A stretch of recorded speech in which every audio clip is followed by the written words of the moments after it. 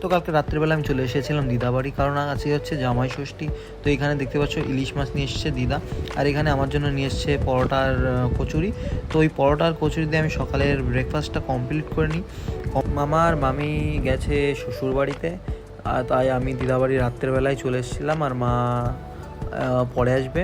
তো আমি ব্রেকফাস্টটা কমপ্লিট করে নিচ্ছি। এখন ব্রেকফাস্টটা কমপ্লিট করে এখন আমি বাড়ির দিকে যাব।